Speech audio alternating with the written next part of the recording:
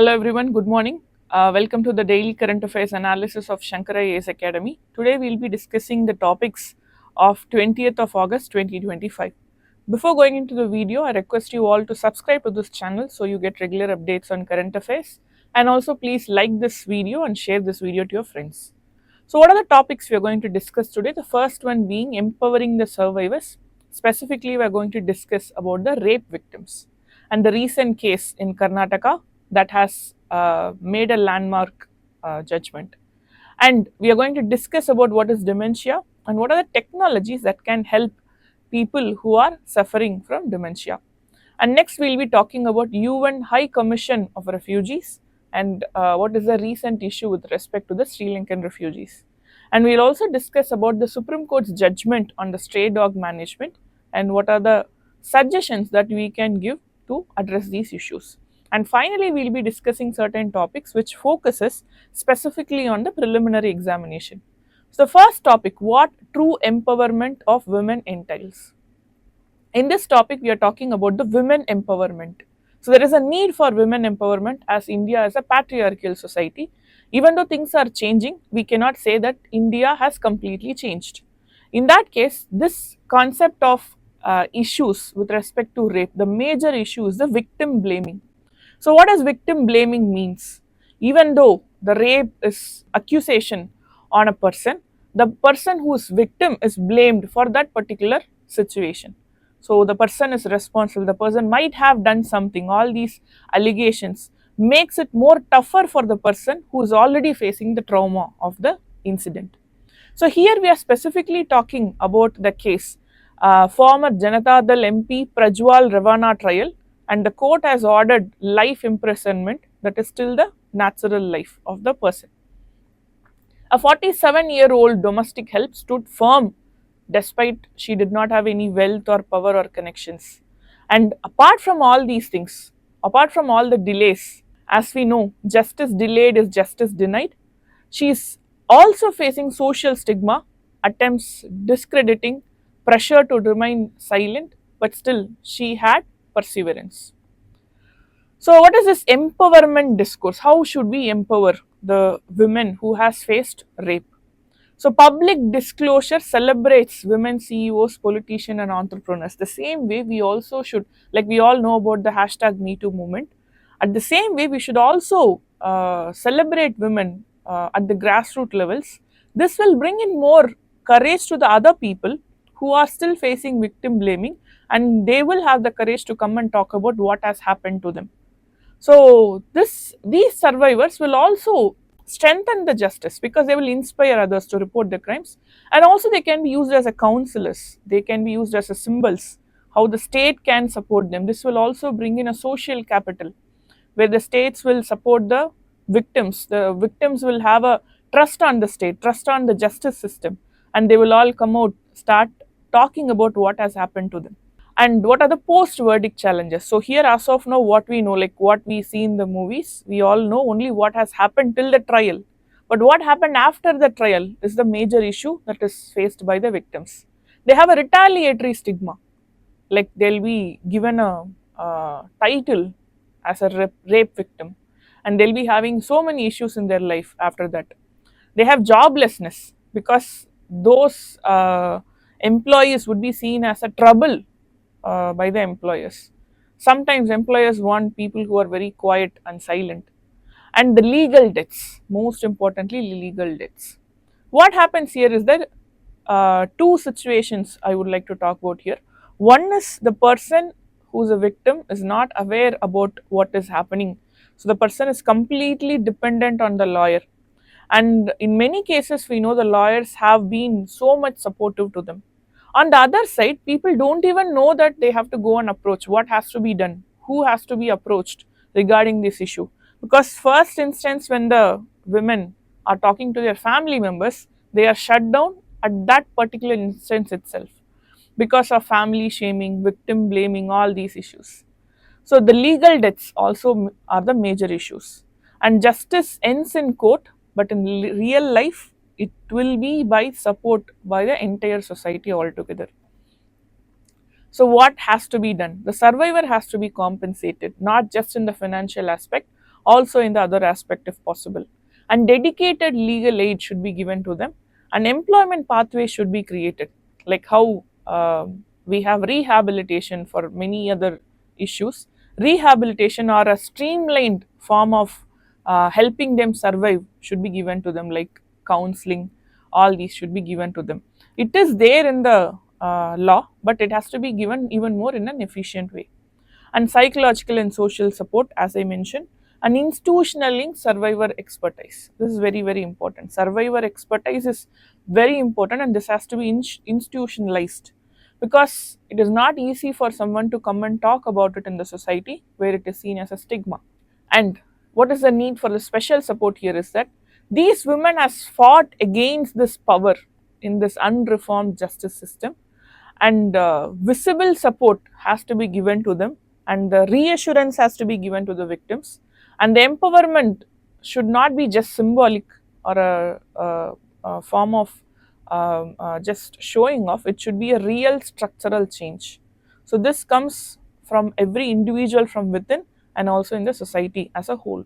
So next topic we are going to talk about is dementia. So how technology can help ease dementia diagnosis and care burden in India. This is a very, very important topic that we have to discuss, because India's demographic transition is shifting. In few years, we'll be expecting more elderly population compared to the working age population. So dementia is one of the major issue that will be prevalent among old age population. So in that case, we should understand first what is dementia, and then we will be discussing how technology will help in case of easing the dementia based issues. First, what is dementia? Dementia is an umbrella term. So it is not a single issue, it's an umbrella term. And this will include the loss of cognitive functioning like thinking, remembering, reasoning, all those. It's generally we might think dementia is just reduction in terms of memory, but it also includes thinking, remembering, all the cognitive aspects, to such aspect that it will disturb the everyday life of the individual. Some people with dementia even cannot control their emotions, which will change their personality. So here we can see that it is an umbrella term used to recognize memory based issues, perception, reasoning, attention and concentration will be disturbed, and judgment based issues, language issues, they might not be able to communicate properly, and mostly it is based on the age. So, what is the global impact as such? 55 million people live with dementia, and they say that annually there is 10 million new cases coming up. And Alzheimer, one of the major issue, and this Alzheimer is specifically related to the memory, accounts for almost 60 to 70% of cases. What is the challenge with respect to India? As I told you, rapid aging. So in few years, we'll be having double the amount of elderly population. There is a diagnosis gap, awareness is not present, limited access to care. So all these issues prevail in our country. What is the future risk? Prevalence in low and middle income countries, specifically including India, expected this to be triple by 2050. So India's population is already high, and just imagine what would be the situation when elderly population is high. So the burden on the government will definitely increase. So what do I mean by burden here is that when the country has a working age population, so the working age population will contribute to GDP, will contribute to revenue, and the expenditure on the government's aspect will be somewhat balanced. But this working population, when they become an elderly population, and what happens is there will be more expenditure rather than the income from that particular population. This is what I mean as a burden. So it's a responsibility of the government right now to plan accordingly, such that in future we don't face issues. Now we'll discuss what are the emerging technologies that is coming in aid with respect to the people who are suffering from dementia. There are certain assistive tools like GPS trackers. What if they forget the way they have traveled, so they don't know how to come back to the home? GPS trackers will help them. Like Internet of Things wearables, home sensors, pillbox alarms, fall detectors. So pillbox alarm is a very important concept, because for example, general, even we might sometime forget if you have taken a medicine or not. Pillbox alarm will tell them that you have already taken a medicine for the day, so you need not take it again. or if they have forgotten to take the medicine, so it will help them to remind them. So digital, so apart from that, we have certain digital health wearables like smartwatches for sleep or activity tracking, smartphone apps for screening and brain training, and these are the assistants. And we have therapeutic purpose also, like VR modules. So we have VR modules in local languages for reminiscence and navigation therapy. Like it will train them to remember certain things. So what we are using for gaming purposes can be even used in terms of therapeutic purposes. We can even use artificial intelligence in terms of detection, like pickups, subtle changes in brain scan, speech, handwriting. Like this is very important in terms of diagnosis. And we all know that AI is used in terms of diagnosis in many situations. Early diagnosis will help them reduce the impact of dementia in their life.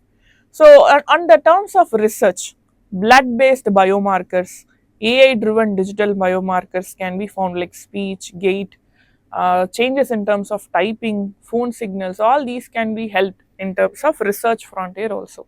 So, what are the gaps in terms of dementia in India? So, rural urban divide, this is a very important concept. 2 by 3rd of elderly in rural area are facing dementia issues, but still they have very scarce personals in terms of specialists. And what are the barriers? So, first, I would say awareness.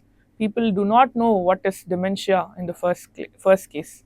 So dementia can be linked with culture in many places with many form of stigmas and superstitions, which will delay their diagnosis and treatment. Sometimes they are never diagnosed also. So the barriers includes travel, cost, stigma, poor connectivity, cultural acceptance of memory loss. So many people believe it is normal process in terms of aging. And there are certain financial constraints too. Imported devices are generally costly, and even in terms of insurance coverage, many situations the devices are not covered. So apart from that, after sales service and affordability are very major issue with respect to poor population. So India, we all know that we already have a divide, income divide, and these issues at the stage of aging, at the stage of being old, will even increase their divide, will increase the inequality.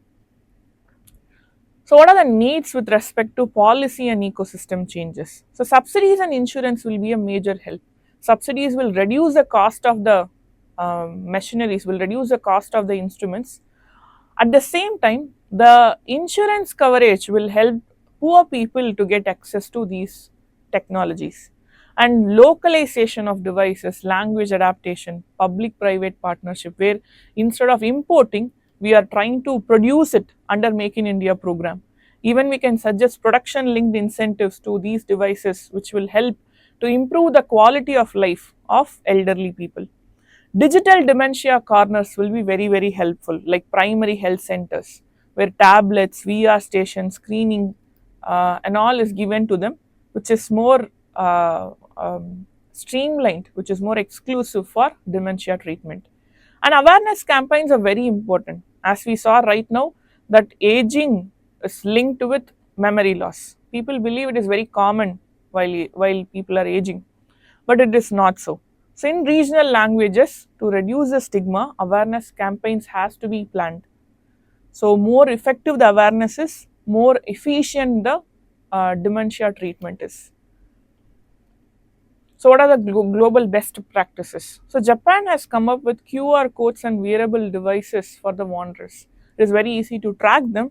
It is very easy to even understand them, because sometimes people who are suffering from dementia might not even be aware, might not be even self-aware about what they are suffering from.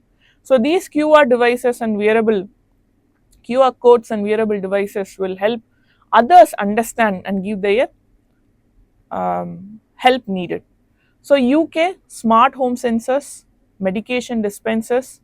In Australia, they have telecare systems, simplified tablets. In Sweden, they have robotic companions and AI smart homes.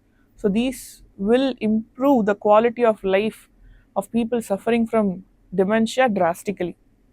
So next we are going to talk about UN High Commission of Refugee has recently suspended repatriation of refugees to Sri Lanka.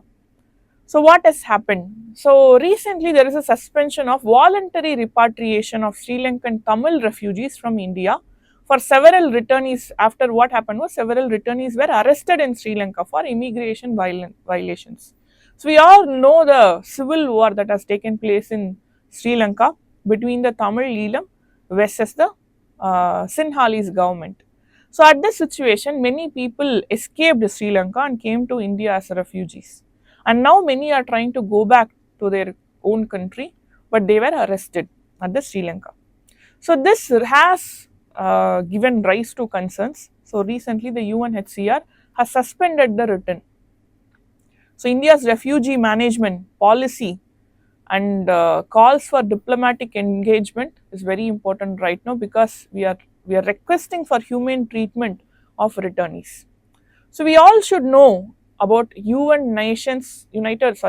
Nations High Commissioner for Refugees. So it's a UN agency. It protects the refugees, stateless persons, and displaced communities. So refugee in generally is a person who is a citizen of some other country, but for some reason has escaped his or her own country and has come to seek asylum in some other country. So that is what we call it as refugee. Stateless person, on the other hand, does not have citizenship of any country, and also displaced communities. Here we are going to talk about the community as a whole. So what are the functions of UNHCR? So they provide legal protection, assistance, and durable solution like repatriation, how they can be sent safely back to their country, how they can be resettled. Like repatriation is possible only the country, other country is accepting it or they're safe. In some situations, it is not safe for them to return to their country. So at that situation, we should consider resettlement, and also we should try integration. So it was established in 1950 by the United Nations General Assembly, and it is headquartered at Geneva, Switzerland. So what is the legal basis? Very, very important. It is guided by the 1951 Refugee Convention and 1967 Protocol. So convention is a major document under which there is an amendment or a new provision which will come under the concept of protocol. So now talking about the structure and organization, it is headed by the UN High Commissioner for Refugees, who is appointed by the UN General Assembly on the recommendation of UN Secretary General, and who is the current High Commissioner, that is specifically for 2025, is Filippo Grandi. So the executive committee consists of 100 plus member states and provides policy guidance, approves budget and programs, and meets annually in Geneva. This is very important. Every year they have a meeting in Geneva. And field presence, so the operations are performed in 130 plus countries. There are regional and country offices, and they manage the refugee protection, emergency aid, and resettlement. And what is the funding? Very, very importantly, it is voluntary contributions. So mainly from the governments, European Union, private donors, and NGOs. If there is any statement that the member countries only should be donating the money, not so. The governments, European Union, even private donors and NGOs can be contributing to the funding.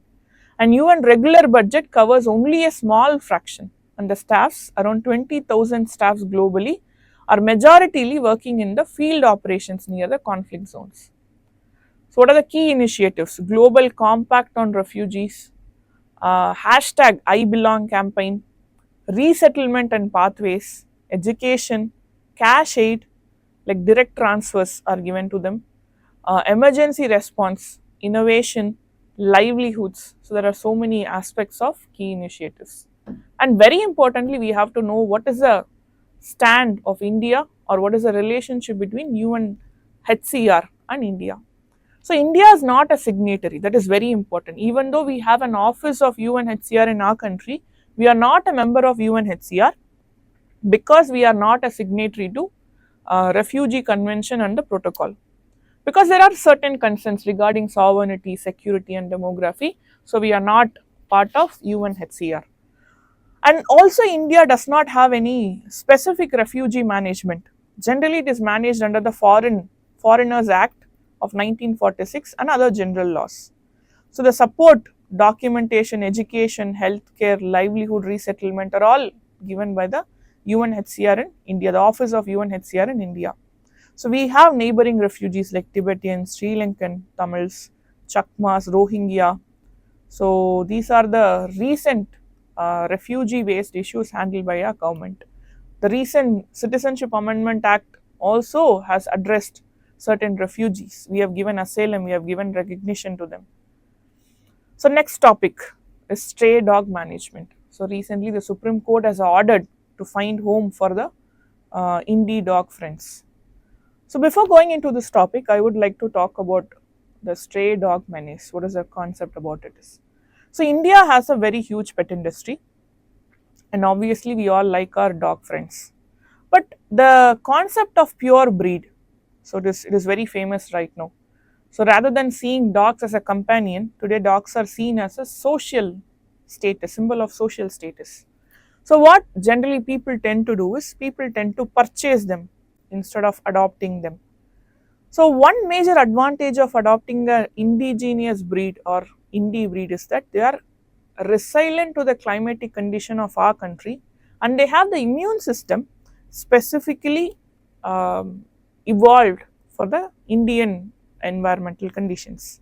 So what happens? They are very easy to maintain, they are very easy to love, because when we are talking about the pure breed varieties we are talking about, there is something called as inbreeding effect, because a small population has been continuously going on breeding process, which is leading to a big form of genetic load. They have so many issues coming up in their life. They have organ failures, they are prone to more diseases spread at certain seasons, and they have other defects also. This will make their life painful. At the same time, the one who's having them as a companion, so they also will face so much issues and pain in their life. So it is better to go for a indie dog adoption, and they are very much smart, they are very kind to us, and also it is very easy for us to maintain, because having a pet is not just to show off, it is more of a responsibility. Now coming into the topic, after the Supreme Court has ordered like finding homes for our indie dog friends. So what we have to understand is Supreme Court has ordered, but there is an issue with respect to finding homes. What are the infrastructure we have with respect to finding homes for the stray dogs? So it has stressed recently that human management of stray dog through sterilization, vaccination, and promotion of adoption should be given, because generally when we talk about managing the stray dogs, culling is a major method used to address a stray dog menace. So what is culling is mass killing of the animals. So when there is an uncontrollable growth of population, so what they do generally is they go for culling. So Supreme Court has advised, instead of opting culling as a solution, let's go for finding homes, let's go for sterilization, vaccination. So challenge lies in the poor waste management. So we will be discussing what are the causes, where we will clearly understand what is the reason for such a spike in the population. So adoption drives has to be given, community participation and responsible pet ownership has to be more vital. So what is the reason for rise in stray dog menace? First is uncontrolled breeding, because we have weak sterilization programs. This will lead to high reproductive rate of dogs. So when we talk about reproductive rate of dogs, their survival is ensured by the poor waste management, open garbage dumps. So many roadside shops today, food trucks, leading to more waste generations. And improper management of waste is leading to more food availability to the dogs. This is leading to more of menace right now. And urbanization, most importantly urbanization. Here urbanization is leading to increase in density of population in particular cities. So what happens? There is an increased rate of interaction between the human population and the stray dog population. So this will lead to irritation among both the population. Sometimes it is human beings who irritate or threaten the dogs. Sometimes the dogs have other issues like health conditions where they are already scared, and any form of mild human interaction might trigger their violent aspects. So there is also weak law implementation, specifically with respect to the ABC rules. What is this ABC rule is? animal birth control rules. It is poorly enforced because there is lack of funds and also lack of personnels. So what is the impact? So now we saw what are the reasons of rise in stray dog population and what is its impact. First and foremost thing is public health issue. Higher risk of dog bites and spread of rabies. Rabies is an important zoonotic disease and they say that India has approximately 36% of global rabies death. It's a viral disease, zoonotic disease, and this will be a major issue because this leads to hydrophobia and also other conditions gradually. Urban safety becomes a major concept. Dog attacks create fear and conflict in communities. We have seen cases where men, women, even children, elderly population are all attacked. Animal welfare. So here there is a question. Here there is an ethical dilemma between human welfare versus the animal welfare. So this is a very important case study you can use with respect to ethics question. So animal welfare, they face malnutrition, disease, abuse and road accidents. Most importantly, we have to understand something here. Animals are innocent because they don't intentionally try to harm someone. They are innocent, they are scared. So what happens? Obviously, they try to defend them. At these situations, this becomes a menace. So economic high cost of healthcare, rabies vaccination and municipal management are the major issues, are the impacts of improper management of stray dog population. So what are the challenges in management? As we discussed, weak enforcement of ABCAR, poor coordination among municipalities, NGOs, veterinary agencies, resource shortages, shelters are very much less, trained vets has to be found, funds has to be allotted, and public resistance to adoption of indie dogs, very, very important. Because today, as we discussed, so dogs, rather than seen as a companion, is seen as a social status. So this has to be reduced. So indie dogs are similarly beautiful, cute, and similarly a better companion compared to the foreign breeds. Judicial uncertainty, where culling versus protection debates keep continuing. Lack of community awareness and responsible ownership. Very importantly, what do I mean by responsible ownership? The issue that initially someone might adopt. Here, the stray dog menace, I'm not just talking about the indie breeds. Sometimes even the foreign breeds are adopted by the owner and abandoned in the streets when they become old, when they are tough to be managed. So, what happens? The responsible ownership here is very much needed to avoid these conditions. What is the suggestions we have to give? We have to strengthen the ABC programs. The first and foremost thing is prevention. And then we have to come up with adoption campaigns. We have to give some incentives to people who are adopting indie breeds, like free treatments. So we already have better treatment in the hospitals, government hospitals, and some form of social media awareness even can help. Waste management, strict segregation and disposal of food waste has to be done, and legal clarity should be present. There should be a uniform national policy that balances animal welfare and public safety. Obviously, both are important. We cannot just take one stand. Animal welfare, public safety, both are very important, and it is totally possible to manage both. That is something we should understand. There should not be any reason to compromise either of these. And community involvement, responsible feeding, awareness on adoption and rabies prevention has to be given. So again, when we talk about responsible feeding, so stray dogs are fed by people, that is good. But at the same time, if others are not, the community is not okay with that, then they have to find a way where it does not disturb the community. At the same time, the stray dogs are fed properly. Now we are going to discuss certain topics specifically focusing on preliminary examination. The first one is the National Awards for E-Governance. So it started in 2003 and recently they have recognized digital governance. I'm repeating.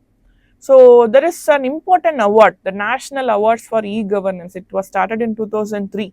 So what is that? What does it do? So it recognizes excellence and innovation in digital governance to promote best practices and improve public service delivery. We all should know that e-governance is a very important form of good governance because it reduces the presence of government but increases the efficiency of governance.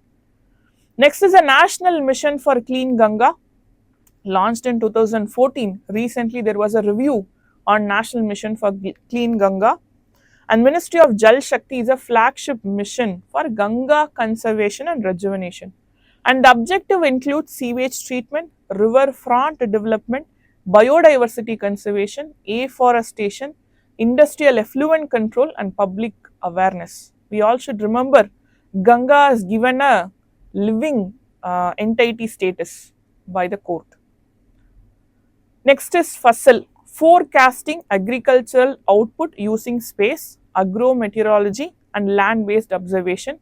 So FASL is a important program of Ministry of Agriculture using satellite and field data for crop forecasting, drought monitoring, and Pradhan Mantri Fasal Bima Yojana support. So Fasal Bima Yojana is an important insurance for the crops, and for this the specific technology, the specific scheme would be very, very helpful. Next is BIS standards. We all know about BIS, very important.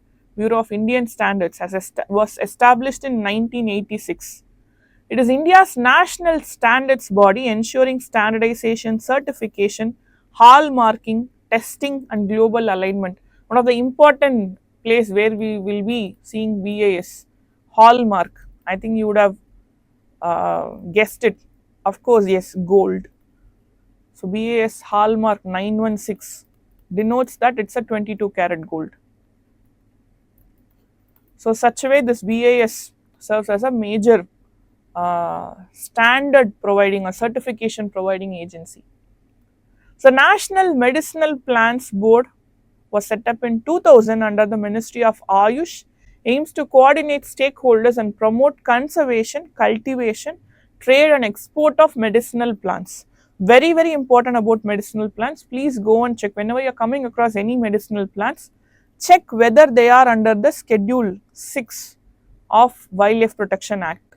So Schedule 6 was in the prelims, which is that the plants which are in the Schedule 6 can be cultivated but with the permission from the government.